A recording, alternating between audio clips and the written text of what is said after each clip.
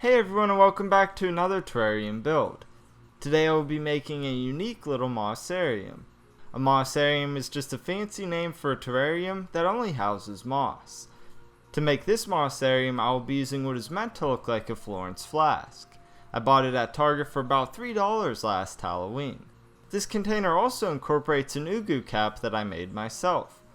An ugu cap is a quick and easy solution to create a removable airtight seal on most containers. Follow the link to see how to make one for yourself. So as is, this container is unique enough that it would make a pretty cool looking mossarium. However, I want to make it even more interesting by placing it on this candle holder that I've had for about 19 years. Good thing I keep stuff around for a long time. Everything gets used at some point or another. Anyways, what I want to do is put this flask on the candle holder at roughly a 45-degree angle, like so. However, as is, it wouldn't stay in place. So to keep the flask in place, I will use these decorative marbles. To add the marbles, I turned the flask on its side and then rolled them in. I did this so that they wouldn't shatter the bottom of the container. After getting some marbles into the flask, I placed it onto the candle holder to see if it would stay in place. At this time there weren't enough, so I added a few more. Essentially, the marbles act like a counterweight that prevent the neck of the flask from tilting downward. With the counterweight taken care of, I can now apply some silicone to the candle holder. Here I have some brown silicone too. I have brown because obviously it will blend with the candlestick holder, and silicone too because it holds onto various surfaces like wood better than regular old silicone. Now I added a little bit of silicone to the candle holder. I didn't expect it to come out that fast, so I made a bit of a mess. Luckily, wet silicone wipes off clean with a paper towel. After removing most of the excess silicone, I applied another bead.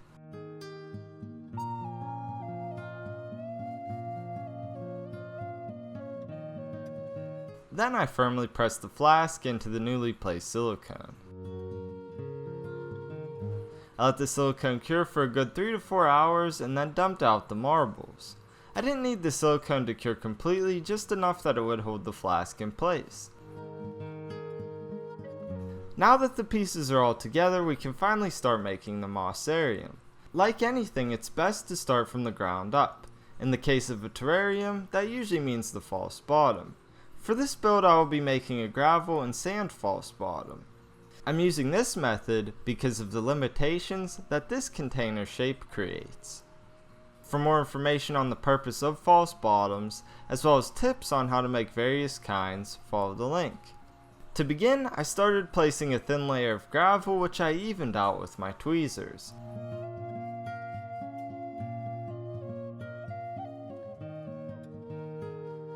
Next, I added a layer of place sand.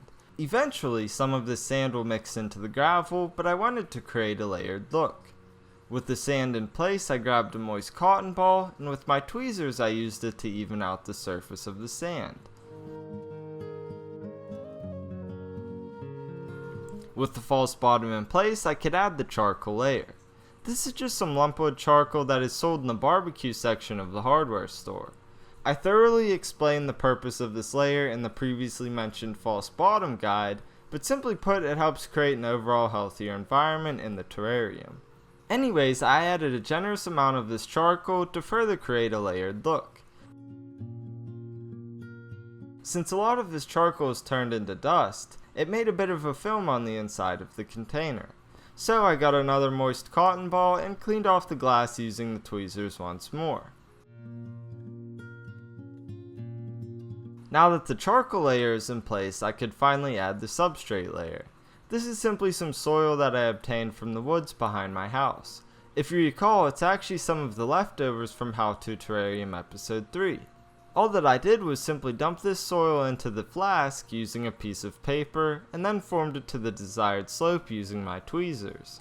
I wanted the landscape to create a slope up toward the opening of the container.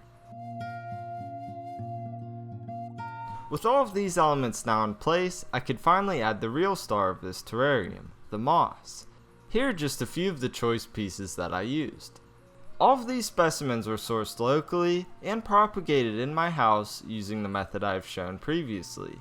If propagating local moss is something that interests you, then follow the link. I should mention that I'm also using liverwort, which isn't actually moss, but it grows and looks similar to it. Anyways, I began breaking off various pieces of moss and placed them into the container using my tweezers. My goal with this terrarium was to start with a variety of different mosses that will eventually go together and create a uniform landscape. The variation in texture among the different mosses will also create a natural aesthetic. This is going to be a bit of a mouthful, but I've described it in previous videos. Basically, contrast or variation obtained by arranging different plants based on the texture of different leaves will create a naturalistic look, guaranteed. Simply put, if you get a lot of different leaves or plants together in a single enclosure, it will look more natural than a lot of things that look similar. With that out of the way and some of the moss in place, I began adding a few stones. I added a few of these because I wanted to make a bit of a hardscape, but I didn't want it to overshadow the moss. Once I was pleased with the placement of these stones, I continued adding more moss. I should mention that I'm using 2 sets of tweezers, a bamboo skewer, and a Q-tip to arrange all of my elements in this Mossarium. Believe it or not, this was actually one of the more challenging builds I've ever done because of the shape of the container. Since the neck is so long, it's tough to move all of the elements around effectively. Regardless, I kept moving things around until I was eventually satisfied with this design. I kept it simple to showcase the moss and for the reasons expressed earlier.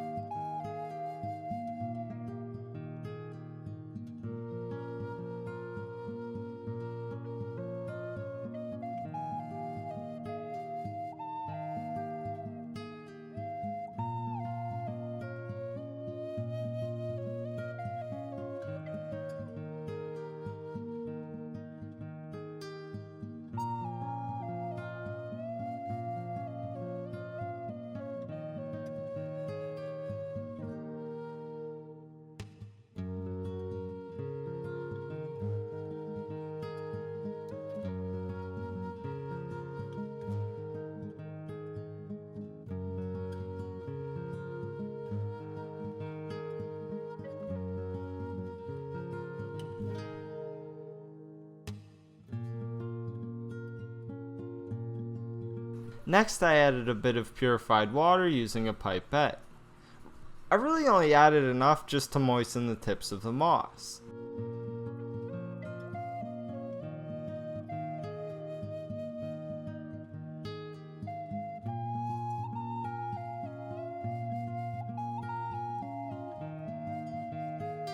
And if you know me by now, we're gonna add some springtails as well. I'll do it a little different this time around. I just have a deli cup with a bit of water and some springtails floating on top.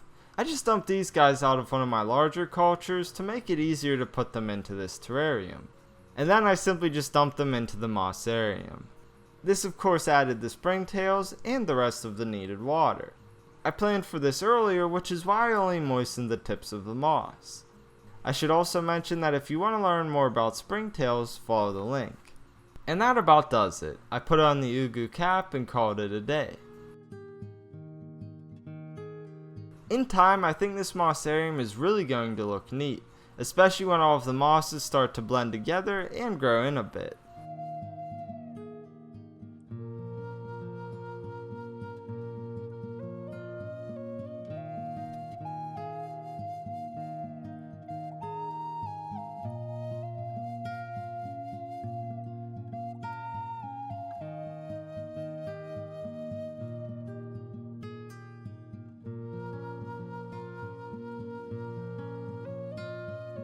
Oh yeah, and I put this Mossarium on my in-window shelf with some of my other terrariums.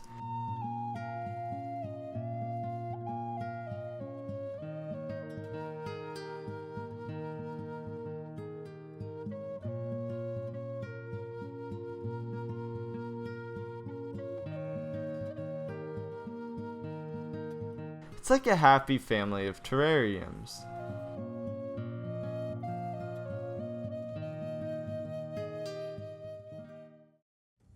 Hey everyone, and thanks for watching. If you enjoyed this video, definitely give me a thumbs up. It's greatly appreciated and it only takes you a few seconds. If you like this sort of thing and haven't subscribed to the channel yet, definitely do so.